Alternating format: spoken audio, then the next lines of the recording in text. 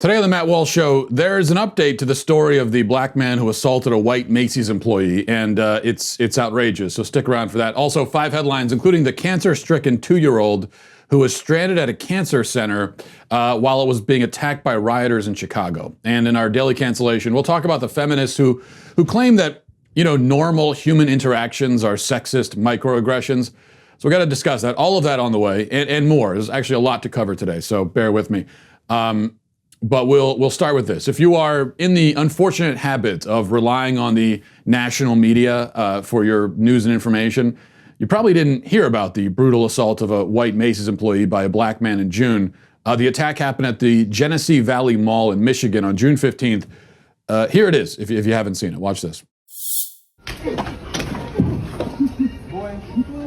Oh, boy, don't touch me. Don't touch me. I didn't touch you. Don't touch me. I didn't touch you. Quit touching me. Yeah, them hurt. Them hurt. Stop moving. Sorry, man. Them hurt. I'm Don't sorry. touch me. The assailant there is an 18-year-old man named Demir Palmer. His brother filmed the attack, reported it to the media, which happily ran with the story, uncritical as always, reported that the employee had used a racial slur. At the time, the brother, an alleged rapper who goes by the name F.T. Quay, said that they were innocently shopping for a new shirt when the employee, in full hearing of the two brothers, referred to them using the N-word. This is what the brother told the New York Post, quoting now from him. He said, "I just want people to know the real story of what really happened and what's in the description of me and my brother just walking into Macy's, just minding our own business.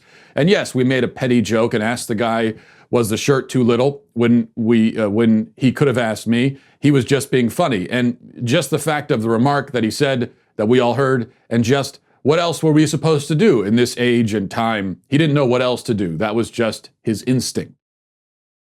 Of course, it shouldn't matter if the employee said a bad word or not. That would in no way justify felony assault. But it was obvious to anybody with 2 brain cells rubbed together that the story from the brothers was bogus. And I said as much right away, right after this happened. I said, I guarantee you, the word was not actually said. And indeed, what do you know? It was bogus. It was made up. It was a lie. He never said the N-word. But I'm getting ahead of myself a little bit. We'll get back to that in a second. All right? Let's back up again. Remember, this happened on June 15th. The local prosecutor, David Lighton, did not file charges against Demir Palmer until June 26th. That's over 10 days later. It took 10 days to decide that pummeling a man while he's crawling on the ground begging for mercy is in fact illegal. Here's Lighton on June 26th announcing the charges. Listen to him. He's shook up and he's emotionally upset as well as physically upset, but he's emotionally upset to think that, anybody would think he said the alleged vile, racial, provoking slur, because he says he didn't say it and his history suggests he didn't say it. We're charging Demir Canal Palmer with a count of assault with intent to do great bodily harm less than murder. It's a felony assault charge punishable by up to 10 years in prison. This was an unprovoked attack. The internal video from Macy's shows the suspect approaching from behind. The victim, the store manager, appears unaware that he's even there. The suspect then sucker punches him from behind, knocks him to the floor, continues to punch him while he's on the floor. There is no evidence of provocation whatsoever. Even if there were verbal provocation, which we have no evidence of, violent retaliation is not permitted by the law. Vile, racial, provoking slur. That's what Lighton is focused on.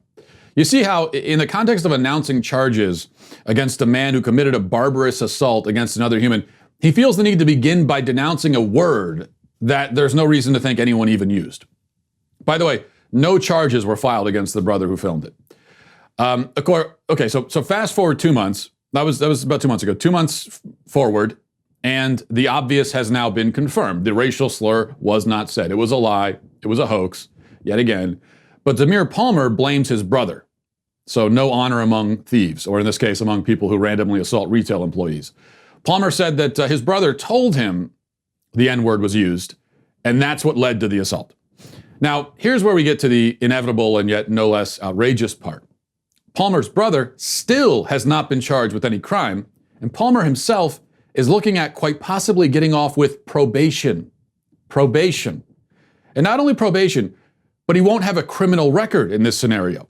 This will be expunged from his record, like it never happened. Palmer pleaded guilty to assault with intent to do great bodily harm, but the assistant prosecutor, Patrick McCombs, says that he'll be sentenced under something called the Holmes Youthful Trainee Act. The Holmes Youthful Trainee Act. Now, I had to Google that, and it took me to a website of Tannis and Schultz, Michigan-based lawyers. Here's what they tell us about the Holmes Youthful Training Act. It says, the Holmes Youthful Trainee Act, more commonly known as HYTA, provides individuals between the ages of 17 and 24 with a second chance. Under the act, an individual charged with a crime may petition the court for status as a youthful trainee. The Holmes Youthful Trainee Act states if an individual pleads guilty to a criminal offense committed on or after the individual's 17th birthday, but before his 24th birthday, the court of record having jurisdiction of the criminal offense may, without entering a judgment of conviction, and with the consent of that individual, consider and assign that individual to the status of youthful trainee. If the court grants the individual status under the Holmes Youthful Trainee Act, he or she will be placed on a probationary term. If he or she successfully completes the probationary term, the criminal conviction will not be entered into his or her record. The court will dismiss all charges and his or her criminal record will remain clean. Okay. Dismiss all charges. That's where this is very likely headed. Official sentencing is not until September. Technically, Palmer could still get 10 years in prison, and at the conclusion of that sentence, then his record is wiped clean. But I think we all know that's not going to happen. The sentence can be anything from probation to 10 years, and all signs are pointing to probation here, or something much closer to that end of the spectrum. And then clean slate, like magic, like it never happened. Until it happens again.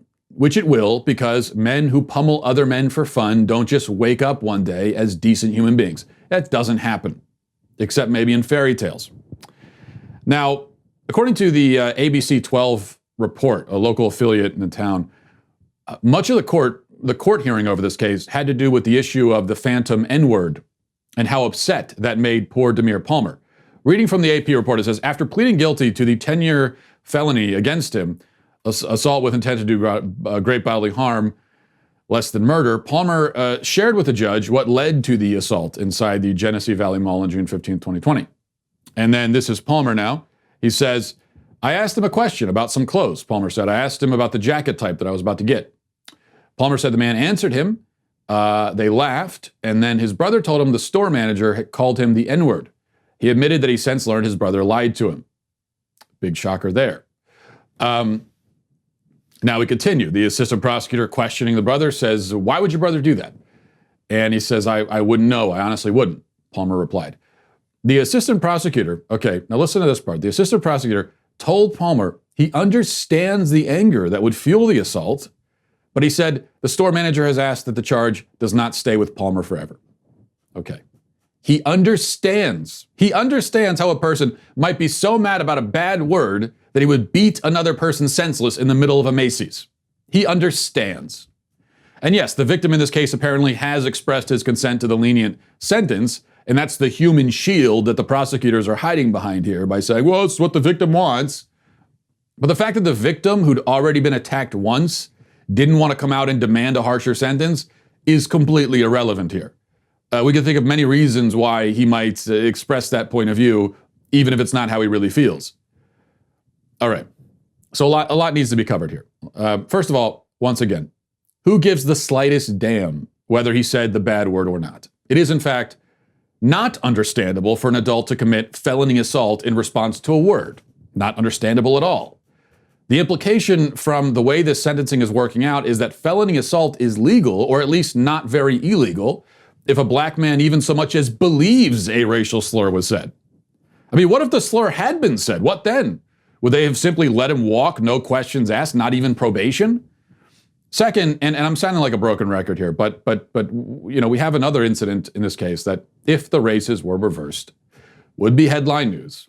The assailant will be looking at hard time behind bars on federal charges, hate crime charges. Now, I don't think that the hate crime designation should exist at all. I think the whole category as a matter of law is absurd. But if we're gonna have it, then it ought to be evenly applied. And this is a hate crime. In fact, Damir Palmer admits as much. He told on himself in his excuse, he admits that it's racially motivated. Think about it. He assaulted the store clerk because he thought that the clerk had said a word. Now, side note, I don't actually believe him about this. I don't think that he thought that the word was used. I think that this was something both brothers decided to do for fun and for viral fame. That's my theory. But in any event, going based on his testimony, he assaulted the Macy's guy because he thought that the Macy's guy had said a word. We can assume that Damir Palmer would not have assaulted a black man for saying that.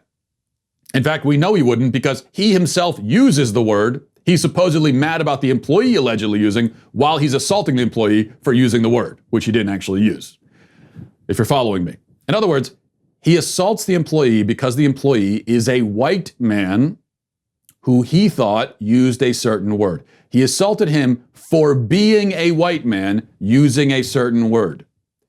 This is not an argument that the word is the same when used by white people as by black people. That's not my point. It's an argument that this assault was undeniably motivated by the combination of the alleged word and the race of the person who said it. That is, by definition, a racially motivated attack, a hate crime. He should be going to federal prison for this. But we know that everything is in two tiers in this society. The media puts black on white assaults and murder on one tier, a low tier, white on black on another, and the justice system does the same. Third point, speaking of the justice system, we see here the actual type of reform that is necessary. Put aside all the racial stuff and the double standard, all of that. Think about this youthful trainee nonsense. The justice system in Michigan, home to Detroit, one of the most violent cities in America, considers adult violent criminals to be trainees and will release them back into society without even any indication that they are actually violent and dangerous. There's no justice here because there's no punishment. And they're failing to protect society on two levels. First, by releasing violent criminals back into communities, and then by refusing to tell the communities that these are violent criminals. So a law like this fails in every conceivable way to ensure that the justice system does what it's supposed to do. You know, we don't have a large-scale problem in this country of the justice system coming down too hard on the bad guys. There's some examples of that, sure, but there are many, many, many more examples of the justice system putting on, its kid gloves and slapping violent, dangerous people on the wrist and then patting them on the head and sending them on their way, practically inviting them to continue committing crimes until they've finally done something so heinous that even the most lenient and henpecked prosecutor has no choice but to take the book and throw it at them, rather than doing what they normally do, which is to take the book and throw it out, allowing criminals to continue along in their criminal ways. The streets of our cities are overrun by dangerous, violent people who are known to the system, known to be dangerous and violent, and yet are permitted to stay out on the street, free, unencumbered. And the story often has a predictable, infuriating, and tragic ending. And something tells me that the story of Damir Palmer very may have the same sort of ending. Let's go to 5 headlines.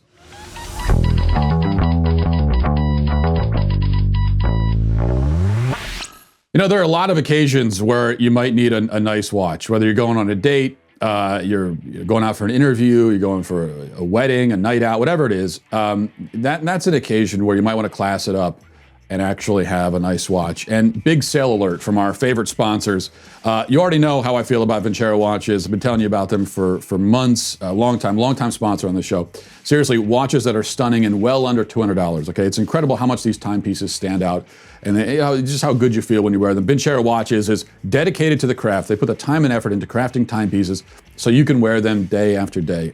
Extremely durable as well. Like I said, I've had these watches for a long time. I can tell you, they're durable also. Right now, Vincero is running a site-wide sale to celebrate their 6th anniversary. This will not only be the biggest sale of the year, but the biggest sale in Vincero history. Up to 30% off, site-wide, no code required. Your discount will be automatically applied at checkout when you visit vincerowatches.com/Walsh. 30% off site-wide, okay? Everything on site is on sale, no exclusions, including all 4 of their all-new collections. All of that is available. Now, with Vincero watches, there's no brand name markup, that is. No big time price tags. Their promise to you is very simple, solid, well-made products that you will enjoy wearing. These guys know just how important it is to shop from brands you can trust. Go shop their anniversary sale right now, Vincero watches. I've been wearing my Vincero watch for a long time. I love the watch. Makes me feel classy when I wear it, which I need a lot of help with the classy. As you can tell from the way that I normally dress, flannels and everything. Usually dressed like a lumberjack, but which of course nothing wrong with that. But then I put the watch on, feel a little bit more classy. And you know what else I like? When someone asks me the time, I can do this rather than having to pull my phone out. And I just enjoy that. It feels very old school. So continue supporting this brand as they continue to support the Matt Walsh Show. Go to Shop Vincero's 6th anniversary sale. The deal is really too good to pass up. Go to Vincero watches.com/Walsh. Vincero watches /Walsh. All right. Let me tell you about 2-year-old Owen Buell. And you could see him right there. Owen has cancer, stage 4, neuroblastoma. Owen, along with his family, has been staying at the Ronald McDonald House near Lurie Children's Hospital in Chicago. Ronald McDonald House was targeted by looters and rioters during the riots a few days ago. Yes, a place with cancer-stricken children was attacked. The glass was shattered, door was shattered. To make matters worse, Owen was supposed to go home to have his birthday party. And he just turned 2. This little guy has earned his birthday party more than certainly I've ever earned in a birthday party. And he apparently is a big fan of llamas. Who isn't? I'm a big fan of llamas too. And so his mom had a big 3-foot tall stuffed llama shipped to the house as part of the birthday celebration. She was looking forward to bringing him home so you could see that. But the party had to be canceled because of the riots. They couldn't discharge any children in the middle of this. So Owen missed his birthday party. Meanwhile, as Owen's mother describes it, they could hear, just imagine these children, they could hear the noises, they could hear the sirens and the gunshots and everything and all the chaos. And while they're trapped at this place, imagine the fear and the terror for these kids who are already going through something that no kid should have to endure. So if you need another reason to despise the rioters and BLM, here it is. Just reprehensible, awful, self-obsessed people who don't give the slightest damn about anyone but themselves. Remember something, remember we played this yesterday, the BLM activists in Chicago justifying looting by saying that they should be able to take whatever they want because they're entitled to it. Let's play that again. I don't care if somebody decides to loot a Gucci or a Macy's or a Nike because that makes sure that that person eats. That makes sure that that person has clothes. That makes sure that that person can make some kind of money because this city obviously doesn't care about them. Not only that, that's reparations. That is reparations. Anything they want to take it because these businesses have insurance. They're going to get their money back. My people aren't getting anything. So BLM is taking whatever they want because they're entitled to it, while cancer-stricken toddlers are deprived of their birthday parties. Because a direct correlation. Because BLM had to take what it is owed, apparently, that meant that cancer-stricken toddlers out of luck. By the way, positive note here, if you go to my Twitter right now, I've got a link up to the GoFundMe for Owen. And it's a GoFundMe for of course his medical expenses and whatever else the family needs the money for. And so you can go there, and if you have it in, if you're able to donate, then do that. Someone sent me the GoFundMe page yesterday. It had raised $20,000 when they sent it to me since February, and then I put it up, and we all kind of rallied together, and overnight we doubled it for another $20,000. So go to my Twitter if you can and donate there. All right. The manager of a bakery in Chinatown was trying to talk to Mayor Bill de Blasio about how the shutdowns and the COVID policies have destroyed his business, and he's getting quite emotional in this clip, understandably. But let's look at de Blasio's response to him. Watch. We've been taking a hit since January. We lost our Chinese New Year, our busiest day of our community. The most festive holiday that we have. Then COVID happened, and now we're all hurting. So what we need is more confidence in the merchants. I know Margaret doesn't But our yes, but we need help. We need more confidence. Our merchants need more confidence. All right. Yep. Everybody, please step to the side. A little bit of space, please. Thank you very much. Yeah, he just doesn't care at all. Speaking of self-obsessed, not giving the slightest damn about anybody but yourself, there's de Blasio. I mean, de Blasio, the rioters, BLM, Antifa, these are all matches made in well, not heaven, but in the other direction anyway. They're all sort of peas in a pod, very, very similar in that way. He doesn't care at all. This guy, you know, this business owner, life, business destroyed. De Blasio couldn't possibly care less, just walks away from him. Number 3, an article in the LA Times, here's the headline, says, want more diversity in camping? Start with the gear. And then the article goes into detail, talking about how fewer black people go camping, and this, you guessed it, is due to historical injustice and racism. You know, all those laws on the books forbidding black people from camping. Well, you have to admit, those laws would be pretty bad if they existed. Now, and let me say, I am totally against those non-existent laws. Those laws don't exist, and I say they should continue not existing. Now, as for the question in the headline, I know it's a rhetorical question. I thought I'd answer it anyway. Want more diversity in camping? Allow me to answer that question. No, I don't, actually. I don't want more diversity in camping. I also don't not want more diversity in camping. I don't want more. I don't not want more. I just have no feeling at all about the racial makeup of the camping community. Doesn't matter to me at all. Shouldn't matter to anyone. People will camp if they want to. If they don't want to camp, they won't. If more white people than black people want to go camping, okay. Why would that matter? Why does every single facet of society need to have a certain predetermined, fill a certain quota, you know, a racial diversity quota? Who cares? Something like camping, as with so many other things in society, it really comes down to, do people want to do it or not? It's like that with the sexism claims, and we'll talk more about this in a second. But we look at certain industries and we say, well, there's not enough women doing this job. But have you ever thought that maybe there's not more women doing the job because women don't want to do that job? Yeah, there's not a lot of gender diversity in the roofing industry, okay? Most roofers on a hot roof in July, almost all of them men. In fact, I don't think I've ever seen a female roofer. Maybe a few of them exist. Is that because females are excluded from roofing? No, it's just because they don't want to do it, and so they don't. I suspect there's something similar going on with camping. All right, number 4, huge news here. Finally, we'll get to something important. Farmers in Botswana have come up with an incredible innovation. They figured out that you can prevent predators, lions, leopards, etc., from attacking your cows if you draw eyes on the cow's butt. And you can see right here, eyes on the butt. And they don't have to be very realistic eyes either, apparently. Even these lackadaisical eyes will work. Why do they work? Well, they've done a whole study to figure out why this works. I can tell you why it works. Would you want to eat a hamburger with eyes on it? If you picked up your hamburger at Applebee's and there are eyes staring at you, would you eat it? I mean, I still would because I'm hungry, but it would freak me out, no question. All I can say is that this, so far though, is a massive missed opportunity. If these farmers are drawing eyes, I know you probably thought the same thing as me, right? We're putting eyes on the cow's butt. Okay, I'm with you there. Sounds good. Why aren't we putting googly eyes? Go to Joann Fabrics, if they have that in Botswana, get the googly eyes, put that on the butt of the cow. More realistic, a lot funnier. Let's go number 5. Finally, a new study says that a certain mind-controlling fungus can infect cicadas and turn them into zombies.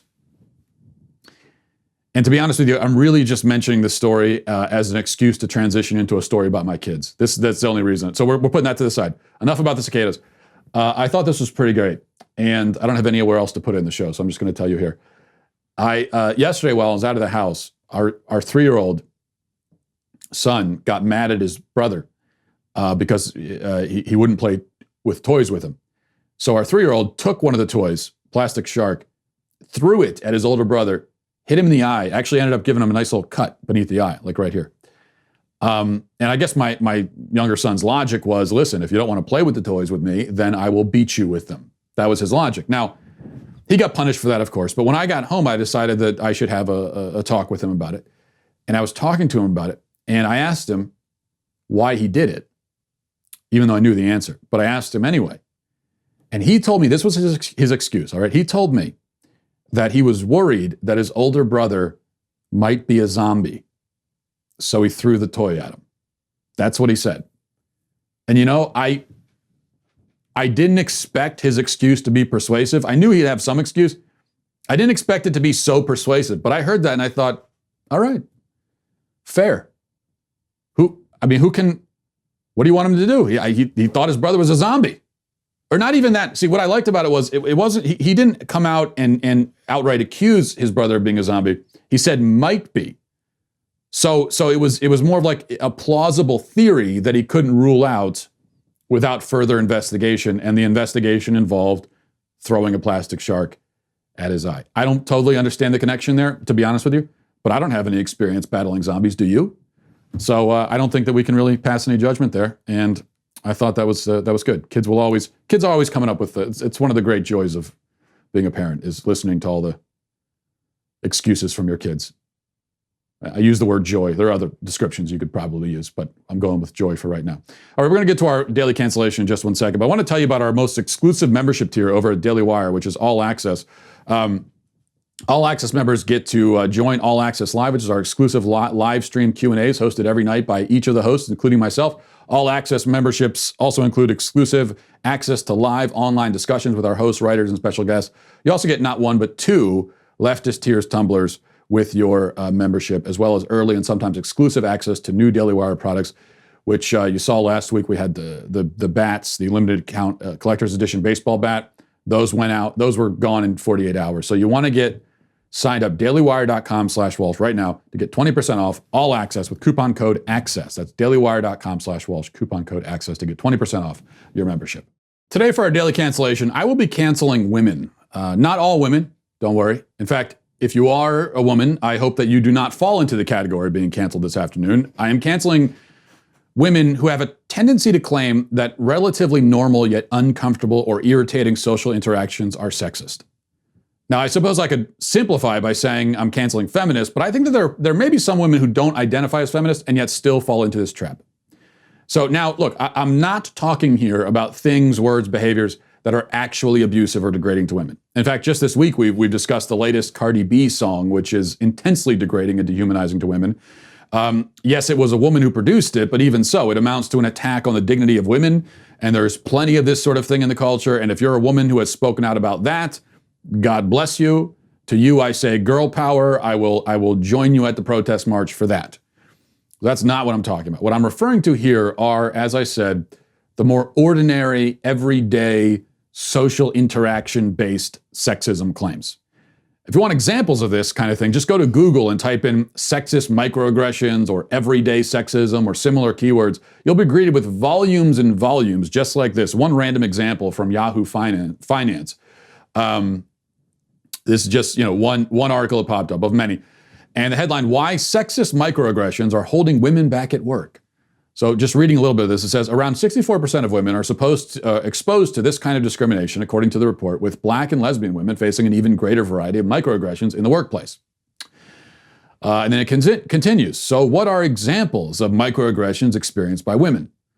That's a very good question. According to the Women in the Workplace report, the most common issue is women having to provide more evidence of their competence than men, and they are more likely to have their judgment questioned, even on things that they're an expert in.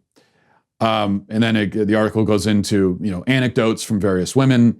Here's one. It says, one Asian woman who had worked 4 years at a company told the report authors of her experience of a microaggression. She said, I was in an elevator and pressed the button for the executive office. Someone said to me, no, honey, that's for the executive offices. The interns are going to this floor. That's not funny, but another Middle Eastern woman, the vice president of a company, added, I walked into a meeting where I was the only woman in a very large room of men. And when I sat down, an older white man from another company turned to me out of nowhere and said, could you take notes for the meeting? Which was a little bit odd because I was the lawyer in the room, the one doing the negotiating. Okay, so those, and then it goes into other anecdotes and so on and so forth. And then it stipulates, importantly, microaggressions can be hard to pinpoint. They might be brief comments or small actions, such as interrupting or talking over someone in a meeting. No matter what form they come in, microaggressions can have a serious impact and create a toxic working environment.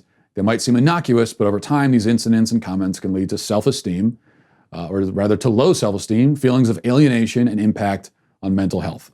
All right. So a few classic examples there of alleged microsexism that you find. There are other classics that you've no doubt heard. Being told to smile is one.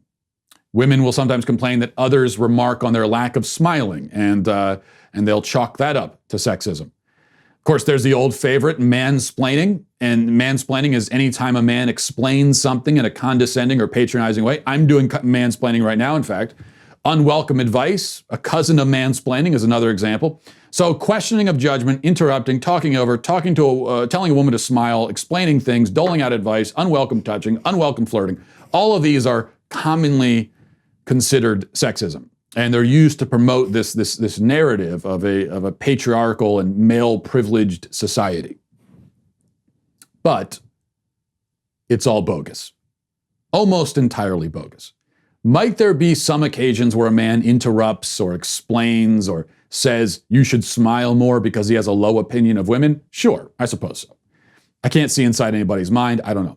What I do know is this, that all of these things, all that I just listed, all of these supposed sexist anti-woman aggressions, however micro they may be, happen to men all the time. All the time. None of this is unique to women, nor is there any credible reason to assume that they're experienced more often by women.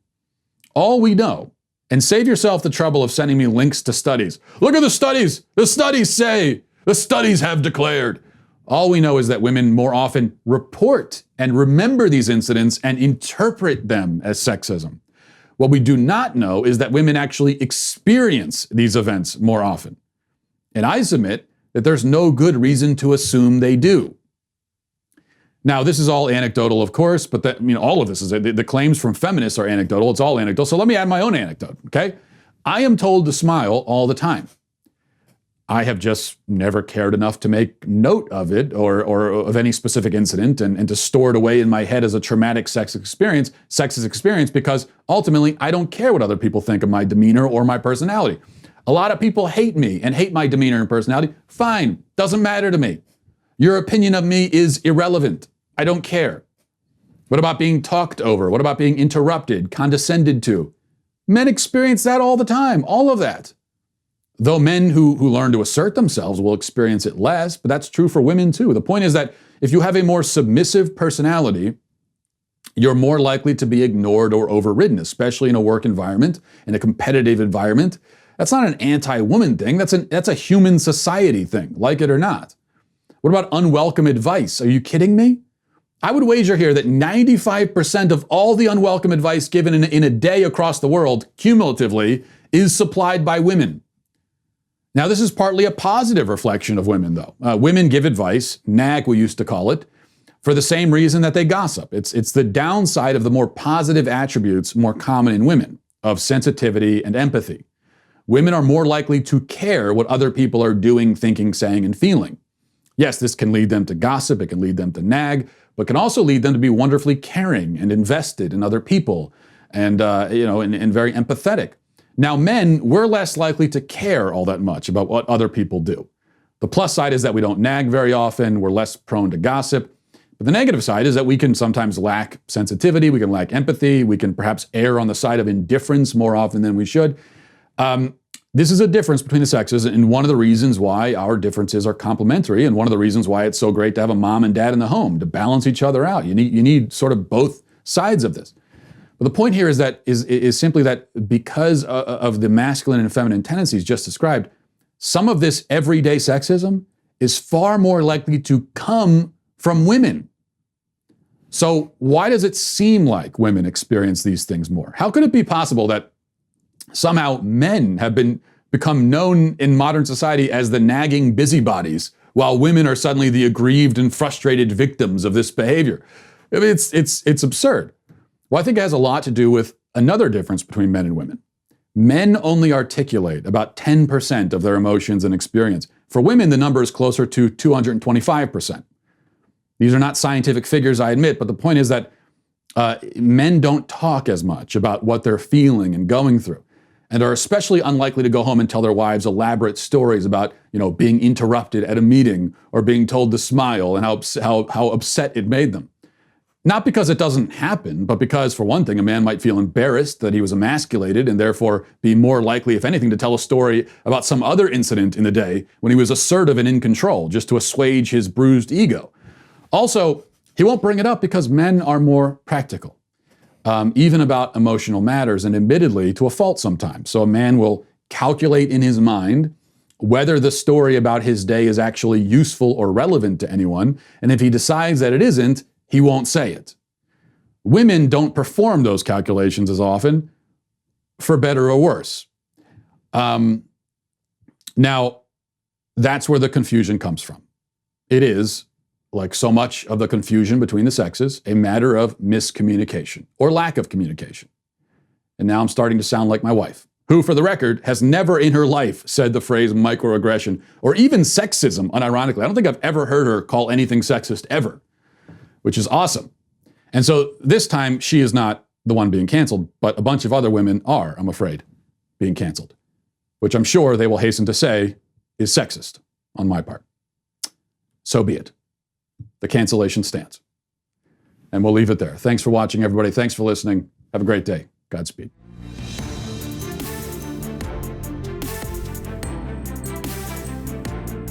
The Matt Walsh Show is produced by Sean Hampton, executive producer Jeremy Boring. Our supervising producers are Mathis Glover and Robert Sterling. Our technical producer is Austin Stevens, edited by Danny D'Amico, and our audio is mixed by Robin Fenderson. The Matt Walsh Show is a Daily Wire production, copyright Daily Wire 2020. If you prefer facts over feelings, aren't offended by the brutal truth, and you can still laugh at the insanity filling our national news cycle, well, tune in to The Ben Shapiro Show. We'll get a whole lot of that and much more. See you there.